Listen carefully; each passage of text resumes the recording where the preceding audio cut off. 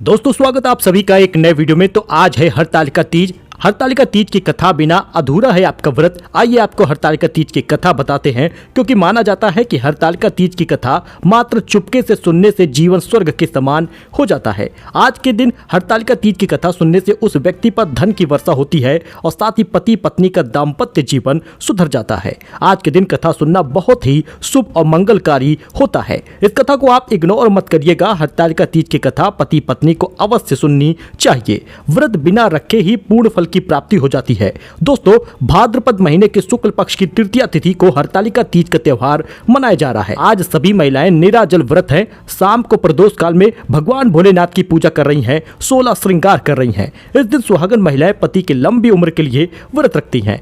सबसे पहले तो इस व्रत को माता पार्वती ने भगवान शिव के लिए रखा था। तो आइए दोस्तों जानते हैं हरतालिका तीज की व्रत कथा। शिव जी ने माता पार्वती को इस व्रत के बारे में विस्तार पूर्वक समझाया।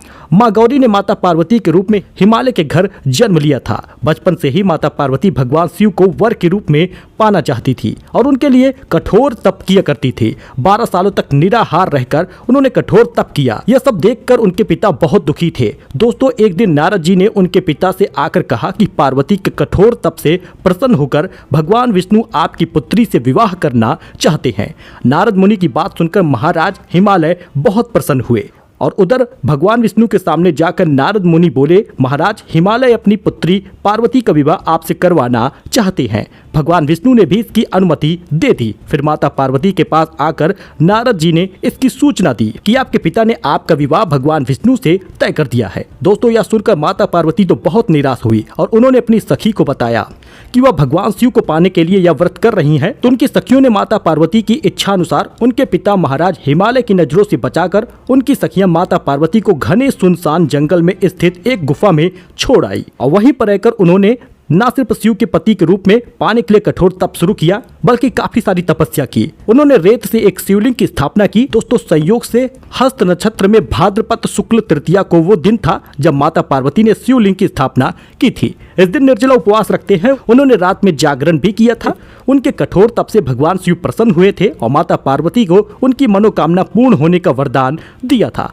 दोस्तों अगले दिन अपनी सखी के साथ मां पार्वती ने व्रत का पारण किया और समस्त पूजा सामग्री को गंगा नदी में प्रवाहित किया। उधर माता पार्वती के पिता भगवान विष्णु को अपनी बेटी से विवाह करने का वचन दे चुके थे और अपनी पुत्री के घर छोड़ देने से बहुत व्याकुल थे। वो माता पार्वती को ढूंढते हुए उस स्थान तक जा पहुंचे जहां मां पार्वती थी। इसके बाद माता पार्वती ने उन्हें अपना घर छोड़ देने का कारण बताया था। भगवान शिव से विवाह करने का अपना संकल्प भगवान शिव द्वारा मिले वरदान के बारे में भी उन्होंने बताया। दोस्तों इसके बाद माता पार्वती के पिता हिमालय ने भगवान विष्णु से माफी मांगी और भगवान शिव के साथ माता पार्वती के विवाह के लिए राजी हो गए। कुछ समय बाद उन्होंने माता पार्वती का विवाह भगवान शिव के साथ पूरे विधि विधान पूर्वक करवा दिया। मान्यता ये है कि इस दिन जो महिलाएं विधि विधान पूर्वक पूर्ण निष्ठा से इस व्रत को करती हैं, मन चाहे वर को प्राप्त करती हैं। कुंवारी कन्याएं भी इसीलिए इस व्रत को मन चाहा वर पाने के लिए करती हैं। साथ ही यह पर्व दाम्पत्य जीवन में खुशी बरकरार रखने, धन धान्य के लिए भी रखती हैं। दोस्तों इस दिन अगर आप व्रत भी नहीं रखते हैं और हरतालिका तीज की कथा सुनते हैं तो आपको हरतालिका तीज व्रत का